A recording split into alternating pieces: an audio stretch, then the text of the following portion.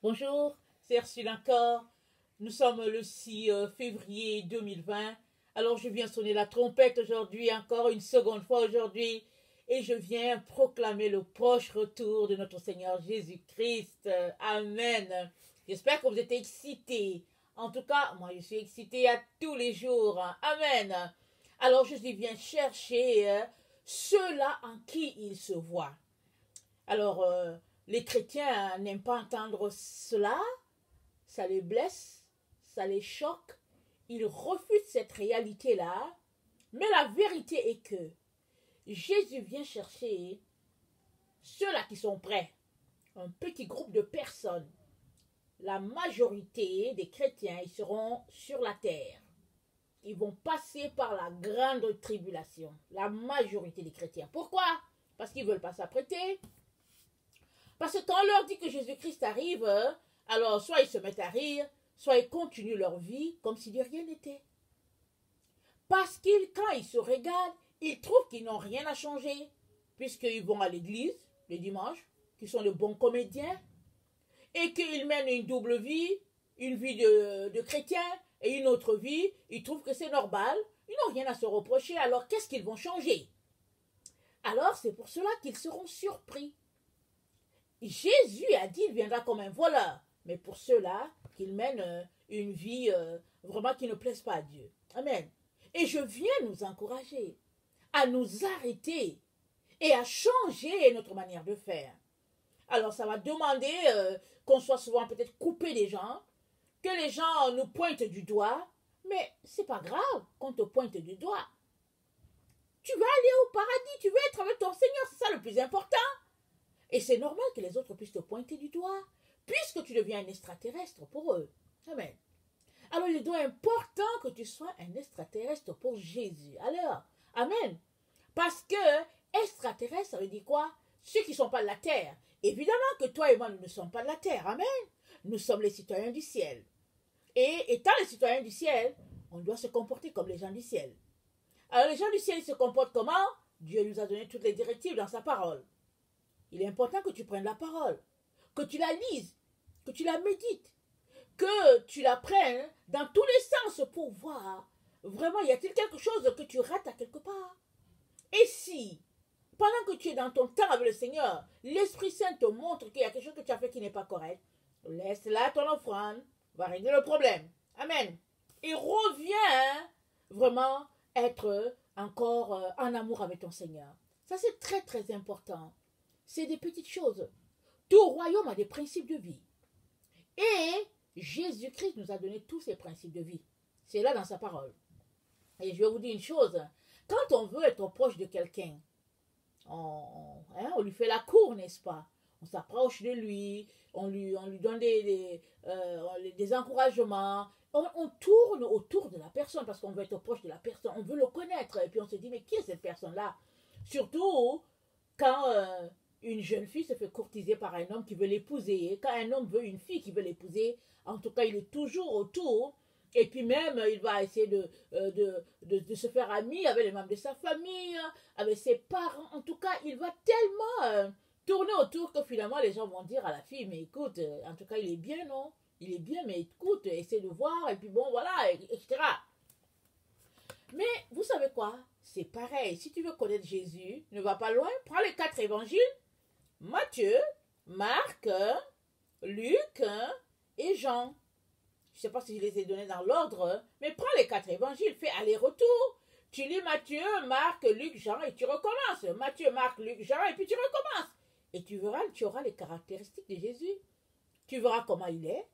Tu seras imprégné de sa douceur, de sa gentillesse, et puis de sa sévérité aussi.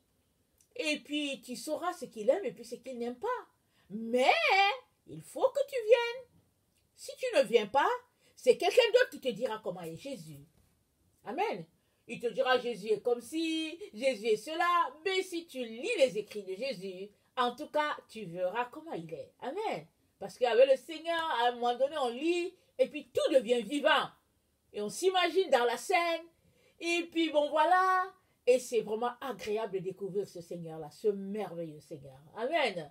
Alors j'espère que vous êtes amoureux de lui. En tout cas, moi, je suis amoureuse et je fais tout pour rester amoureuse. Amen. Vous savez que c'est des choses qui doivent s'entretenir. Sinon, moindre faux pas, alors on s'en écarte. Alors ça arrive à tout le monde. Moi-même, il m'est déjà arrivé plus d'une fois de me retrouver, j'ai dit, oh, on a l'impression que j'ai fait quelques pas en arrière, je reviens encore en courant pour dire, Seigneur, Seigneur, s'il te plaît, tiens-moi proche de toi. Ça, c'est très, très important. C'est la vie de toute personne qui aime le Seigneur. Toute personne qui soupire après le Seigneur. Je viens t'encourager. Ne t'arrête pas à dire, telle personne a dit ceci, Ursule dit plutôt cela, l'autre dit cela. Non, prends ta Bible. Laisse tout ce qui est autour de toi là, que les gens disent là, laisse tout ça.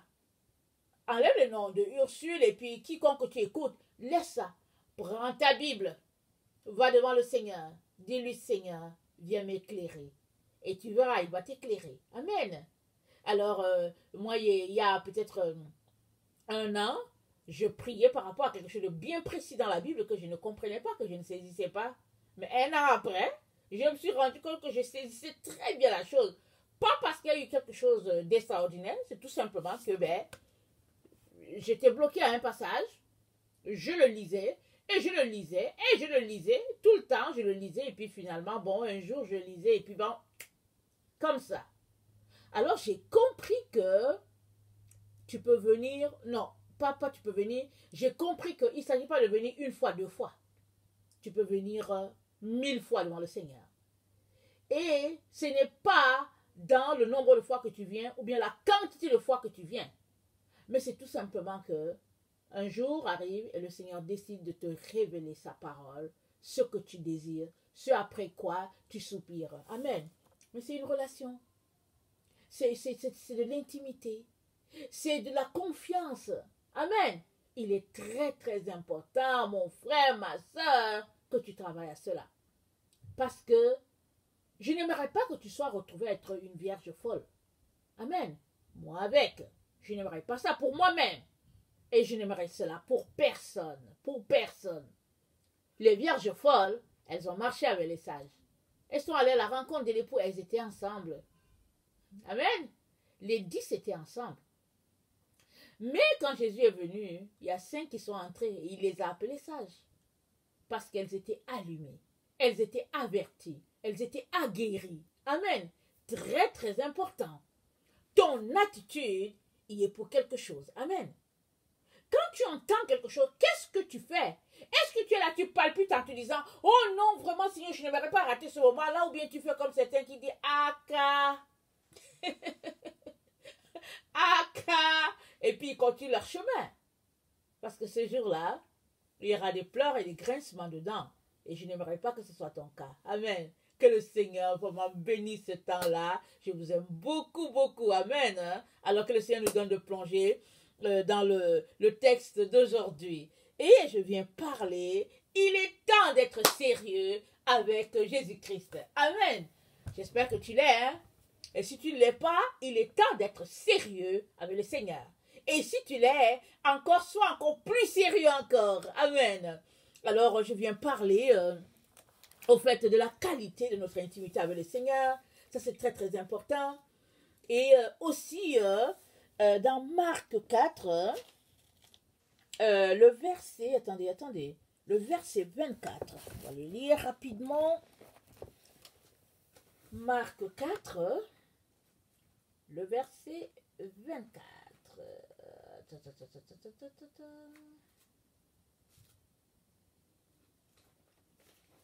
Ok. Marc 4, le verset 24, nous dit ceci.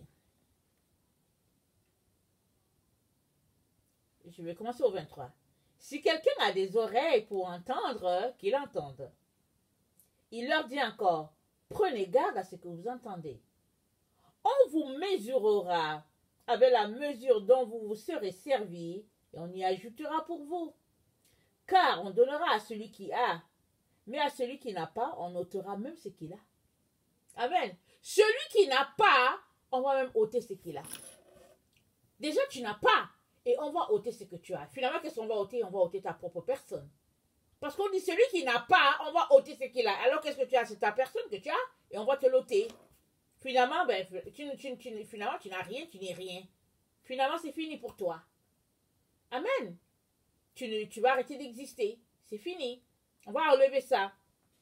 Alors, il dit, si quelqu'un a des oreilles pour entendre, qu'il entende. Évidemment, on entend avec les oreilles, n'est-ce pas? Mais il dit, si tu as des oreilles pour entendre, entends. Ça veut dire que tu peux avoir les oreilles, mais pas prêter attention à ce que Jésus dit. Jésus est en train de te dire, prête attention. Prête attention. Je t'ai donné des oreilles pour entendre et prête attention, entends avec tes oreilles. Amen. Très, très important. Amen. Il leur dit encore, prenez garde à ce que vous entendez. Qu'est-ce que tu entends? Toi qui m'écoutes, qu'est-ce que tu entends? Autour de toi, qu'est-ce que tu entends? Est-ce que tu entends le bruit des guerres? Est-ce que tu entends, en tout cas, le chuchotement, par exemple, des oiseaux? Ou bien est-ce que tu entends, au fait, le commentaire des journalistes à la télévision? Ou bien est-ce que tu entends la séduction du monde autour de toi? Qu'est-ce que tu entends? Est-ce que tu es en train d'entendre que l'économie va aller en s'améliorant? Et que bientôt ce sera les bitcoins? Et que bon, ce ne sera plus le dollar? Mais qu'est-ce que tu entends? Jésus te dit, prenez garde à ce que vous entendez. On vous mesurera, amen, hein, avec la mesure dont vous serez servi, et on y ajoutera pour vous. Quelle est la mesure que tu prends pour te servir? Ça, c'est très, très important. Parce qu'il dit, prends garde. Je suis en train de parler, dit le Seigneur Jésus. C'est ça qu'il est en train de te dire. Il dit, prends garde. Parce qu'on va te mesurer avec la même mesure avec laquelle tu te sers pour entendre. Alors, il dit, on vous mesurera avec la mesure dont vous serez servi et on y ajoutera un peu. Comment tu entends? Parce que tu peux être là, et là, tu es en train de m'entendre. Alors, tu es là en train de m'entendre et tu peux entendre une situation, ou bien ce que je suis en train de te dire peut être très très léger. Amen. Ou bien ça peut être amplifié à ton esprit. Et tu vas réaliser que le temps est d'urgence. Qu'il n'y a plus le temps à s'amuser. Que c'est le temps d'être sérieux avec son Seigneur. Tu peux entendre ça. Et si tu entends ça comme ça, tu vas te lever, tu vas prendre des mesures draconiennes, hein, pour pouvoir établir ta relation avec le Seigneur Jésus au plus vite, hein, et au plus fort. Et Jésus t'ajoutera plus. Amen. Il mettra sur ton chemin, au fait, des passages rapides pendant que tu lis la Bible. Il te donnera plus pour que tu puisses vraiment recevoir de la quantité de ta soif. Amen. Mais si tu prends aussi la chose à la légère, au bout du bon, il ne faut pas non, il ne faut pas exagérer. De toute manière, il ne vient pas maintenant. Et puis bon, c'est dans 1000 ans qu'il va venir, ou bien whatever. Alors, Jésus dit, la même façon avec laquelle tu entends, c'est pareil. Il va te mesurer. Et il va ajouter un peu pour toi. Ça veut dire que si tu as été mesuré vers le bas, vers le négatif, alors, en tout cas, ça va aussi aller vers le négatif pour toi, au moment où il va ajouter. C'est-à-dire que tu seras beaucoup perdant.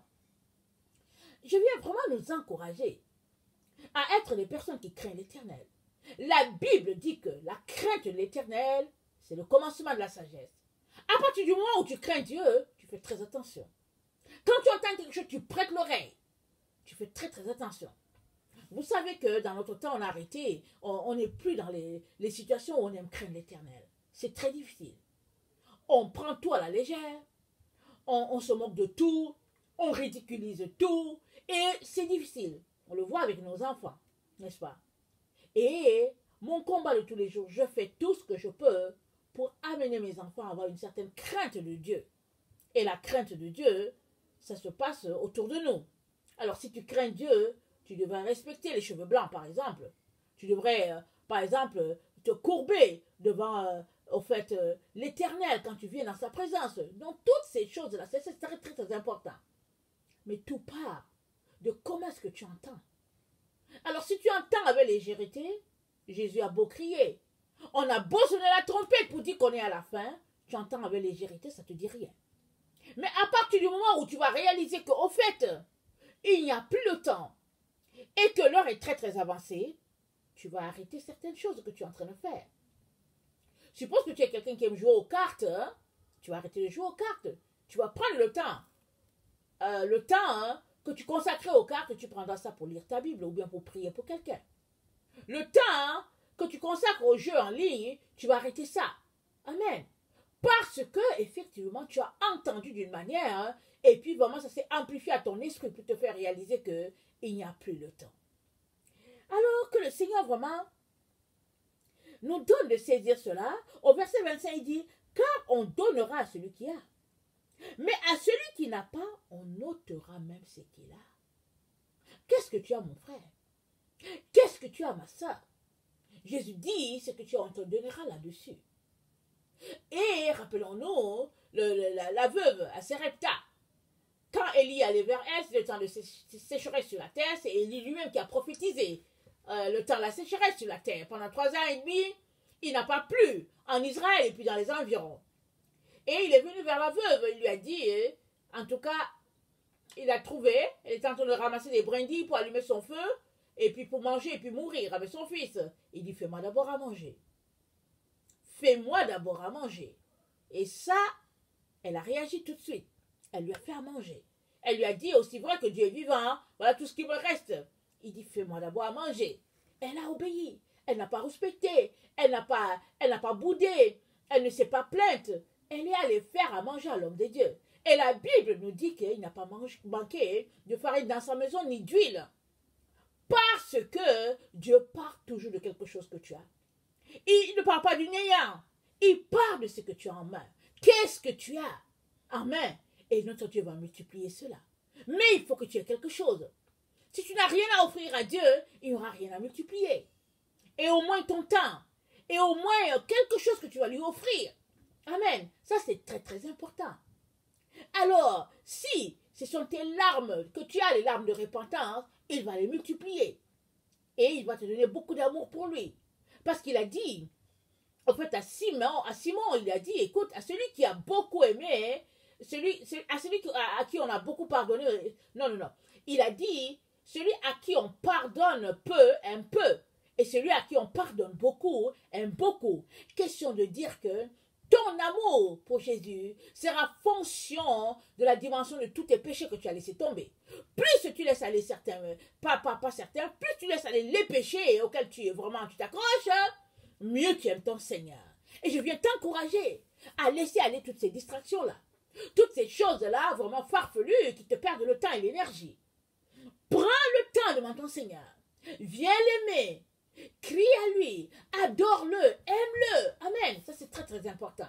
Alors, je vous parle, mais je parle aussi à moi-même. Amen. Que le Seigneur nous donne de lui donner toute la première place et de faire de lui le roi de notre vie. Ainsi, il ajoutera encore. Amen. À celui qui a, on donnera. À celui qui n'a pas, on ôtera même ce qu'il a. Parole du Seigneur. Amen. Alors, j'aimerais qu'on regarde aussi 1 Thessaloniciens, attendez, 1 Thessaloniciens 4.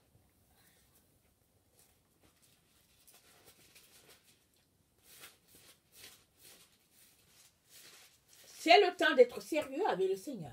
1 Thessaloniciens 4 nous dit ceci. Ce que Dieu veut, c'est votre sanctification. C'est que vous vous absteniez de l'impudicité. C'est que chacun de vous sache posséder son corps dans la sainteté et l'honnêteté, sans vous livrer à une convoitise passionnée, comme font les païens qui ne connaissent pas Dieu. C'est que personne n'use envers son frère de fraude et de cupidité dans les affaires, parce que le Seigneur tire vengeance de toutes ces choses, comme nous l'avons déjà dit et attesté. Car Dieu ne nous a pas appelés à l'impureté, mais à la sanctification. Celui donc qui rejette ses préceptes ne rejette pas un homme, mais Dieu qui vous a aussi donné son Saint-Esprit. Amen. Alors, ce que Dieu veut, c'est notre sanctification. C'est que nous nous abstenions de l'impudicité. Ça, c'est l'impudicité sous toutes ses formes. Vous savez, de nos jours, On ne peut plus dire que l'impudicité, c'est aller vers un homme, ou bien aller vers un homme qui n'est pas le nôtre, une femme qui n'est pas la nôtre. Ce n'est plus ça. C'est au-delà. Tu peux être impudique étant assis chez toi. Tu es assis chez toi, hein, tu peux pratiquer l'impudicité. Parce que là, tu regardes sur ton cellulaire, Internet, tu regardes toutes sortes de choses. Mais ça, c'est toi, c'est ton choix. Alors, il dit, c'est que vous vous abstenez de l'impudicité. Que chacun de vous sache posséder son corps dans la sainteté et l'honnêteté. Et quand il parle de corps, ce n'est pas juste ton corps physique. Ce sont tes yeux, ce sont tes oreilles, c'est ce que tu dis. Souvent, on peut rester là, on peut dire il dit que chacun possède son corps dans la sainteté. Tu peux être là, être quelqu'un correct, qui n'a pas un amant ou une amante dehors, etc. Mais dès que tu ouvres ta bouche, oh là là, c'est du poison. On fuit. Parce que tout ce qui sort de ta bouche, ce n'est rien d'aimable.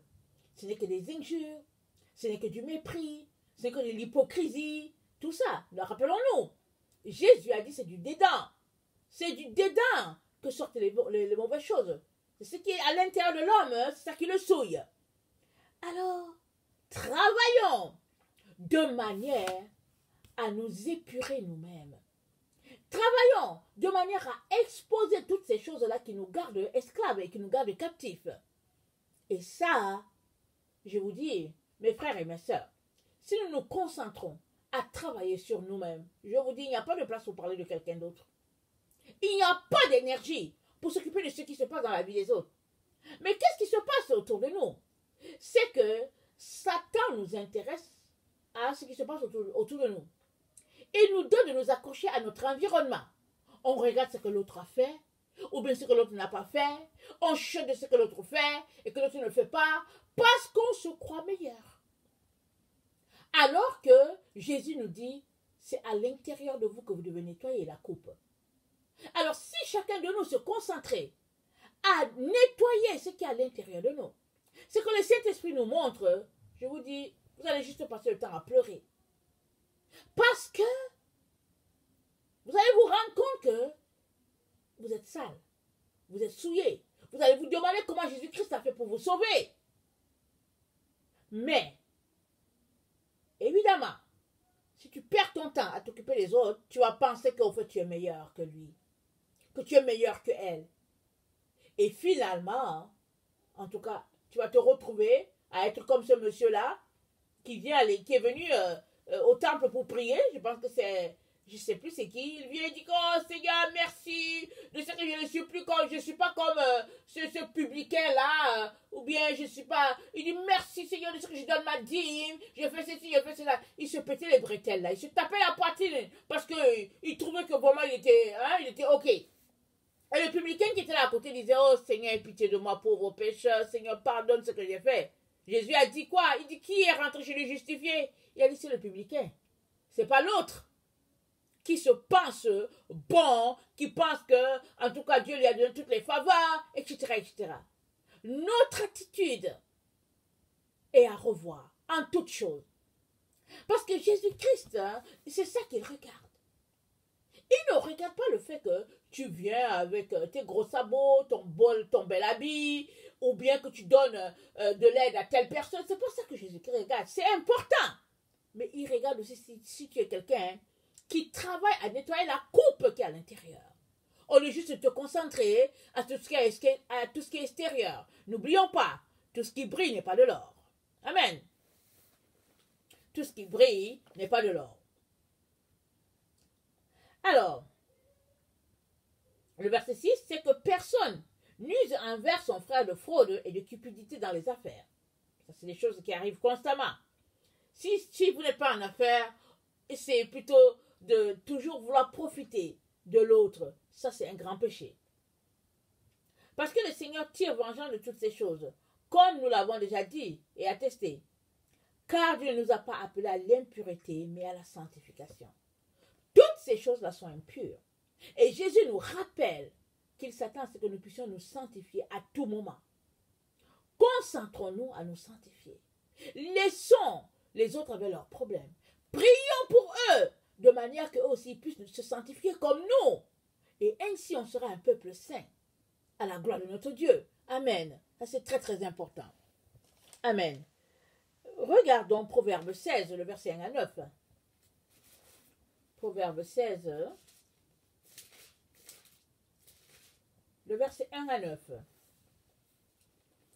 Les projets que forme le cœur dépendent de l'homme, mais la réponse que donne la bouche vient de l'Éternel. Toutes les voies de l'homme sont pures à ses yeux, mais celui qui pèse les esprits, c'est l'Éternel. Recommande à l'Éternel tes œuvres, et tes projets réussiront. L'Éternel a tout fait pour un but, même le méchant pour le jour du malheur. Tout cœur hautain et en abomination à l'Éternel. Certes, il ne restera pas impuni. Par la bonté et la fidélité, on expie l'iniquité, et par la crainte de l'Éternel, on se détourne du mal. Quand l'Éternel approuve les voies d'un homme, il dispose favorablement à son égard même ses ennemis. Mieux vaut peu avec la justice que de grands revenus avec l'injustice. Le cœur de l'homme médite sa voie, mais c'est l'Éternel qui dirige ses pas. Amen. Alors, tous ces proverbes-là nous montrent que tu as beau projeter des choses dans ton cœur. La décision finale vient de Jésus. La décision finale vient de ton Dieu. Puisqu'il en est ainsi, passe donc le temps à chercher sa volonté pour toi. Passe le temps à soupirer après un temps d'intimité, afin que tes pas, qui sont déjà ordonnés par l'Éternel, soient sur le chemin que tu es supposé prendre. Parce que Dieu a déjà ordonné tes pas. Ta désobéissance va faire que tu vas passer outre. Et le proverbe 16 nous dit que toutes les voies de l'homme sont pures à ses yeux. L'homme, là, quand il prend une voie, il pense que, je l'ai. Mais c'est l'Éternel qui pèse les esprits. Quel est l'esprit en arrière de ce que tu es en train de faire? Souvent, hein, les gens ne vont pas voir toi, l'esprit l'esprit qui est en arrière de toi. Quand ils vont te regarder, ils vont dire, oh non, quel homme vraiment gentil, quelle femme merveilleuse, extraordinaire. Mais l'esprit qui est en arrière de toi, Dieu le sait. Alors, travaille de manière à te sanctifier corps, âme et esprit. Amen. Alors, si tu es capable de, par exemple, te concentrer sur ton corps de manière à ce que ça plaise à Dieu, n'oublie pas de faire pareil pour ton âme, pour ton esprit. Au niveau de ton âme, nous savons que l'âme, c'est là où repose la volonté, l'intellect, les émotions et tout. Le sanctifier, ça veut dire quoi? Ça veut dire que que Dieu soit au contrôle de tes émotions, de ta volonté, de ton intellect, que tout ce qui est impureté, tu puisses vraiment laisser ça de côté. Et quand tu as sanctifié ton esprit, c'est de tout faire pour que l'Esprit de Dieu puisse prendre possession de ton esprit à toi. Parce que toi, tu es un humain, alors tu as l'esprit d'un homme. Et puis Dieu est Dieu, il a son Saint-Esprit. Mais il nous a dit que la promesse est pour nous et pour nos enfants. Alors le Saint-Esprit est aussi pour toi, si tu le demandes. Et il est important que tu puisses le demander parce que tu en as besoin pour vivre la vie chrétienne, parce que c'est une vie invivable par la chair. Plusieurs enfants de Dieu essaient de vivre la vie chrétienne par la chair, par leurs émotions, par ce qu'ils aiment. Non, la vie chrétienne n'est pas vivable charnellement.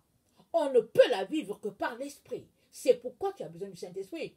Au lieu de passer ton temps à être une vierge folle en disant « Oh, j'ai pas besoin du Saint-Esprit, et puis ce que j'ai, ça me suffit, et puis ta. » Ça, c'est être insensé. Insensé. Et les insensés, je vous dis, Dieu leur accorde une très bonne correction. Arrête d'être insensé. Arrête d'être fou ou folle. Arrête-toi. Prends ton temps pour chercher ton Dieu. Laisse les autres t'insulter. Laisse-les te rabaisser. Laisse-les te mépriser. Laisse-les rester chez eux et t'imiter en te ridiculisant. Laisse-les. Cherche ton Dieu. Et Dieu te le rendra. Amen. Je vais terminer par... Attendez. On dirait que j'ai perdu... Attends, Marc 12, le verset 11.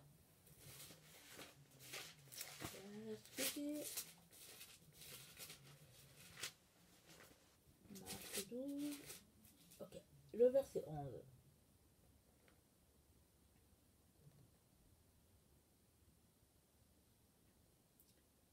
N'avez-vous pas lu cette parole de l'Écriture, verset 10? La pierre qu'ont rejetée ceux qui bâtissaient est devenue la principale de l'angle. C'est par la volonté du Seigneur qu'elle est devenue. Et c'est un prodige à nos yeux. Ils cherchaient à se saisir de lui, mais ils craignaient la foule. Ils avaient compris que c'était pour eux que Jésus avait dit cette parabole, et ils le quittèrent et s'en allèrent. Jésus, la pierre que les gens ont laissé de côté en disant on ne veut pas de lui. C'est le fils, en tout cas c'est un, entre guillemets, quelqu'un qu'on a eu sans parents, etc. On ne veut pas de lui, raconte n'importe quoi, on ne veut pas. Et Jésus dit, Jésus est la principale pierre de l'angle. Tu ne peux pas bâtir sans Jésus. Amen. Tu ne peux pas. Le fondement, c'est Jésus qui l'a établi depuis les temps anciens. Depuis qu'il a créé le monde avec son Père, il a établi le fondement. Tu ne peux pas passer outre ce fondement-là. Christ est le fondement. Il est la pierre angulaire dont nous avons tous besoin pour bâtir. Venons donc bâtir sur cette pierre. Au lieu de perdre notre temps à bâtir sur des différentes doctrines, au lieu de perdre notre temps à imiter ceci, cela, au lieu de perdre notre temps à regarder les enseignements partout, alors que Jésus, la pierre angulaire, nous dit, intéressez-vous à ce que je vous dis, à ce que je vous ai donné, parce que tout est là dans sa parole. Que le Seigneur nous donne de réaliser que nous sommes dans des temps vraiment périlleux. Et il est temps, plus que jamais, de passer vraiment aux choses très sérieuses. C'est de prendre ta relation avec Jésus-Christ au sérieux et de vivre en fonction de cela. Amen. Que le Seigneur vraiment te donne de pouvoir enfin décider. Parce que tant que tu ne décides pas, tant que ce n'est que oui, je veux faire, ça va rester dans je veux faire. Quand tu veux changer quelque chose dans ta vie, tu prends une décision. Tu mets sur place un programme et tu l'appliques. Amen. Que le Seigneur bénisse sa parole. Je vous aime beaucoup et Dieu davantage. Merci.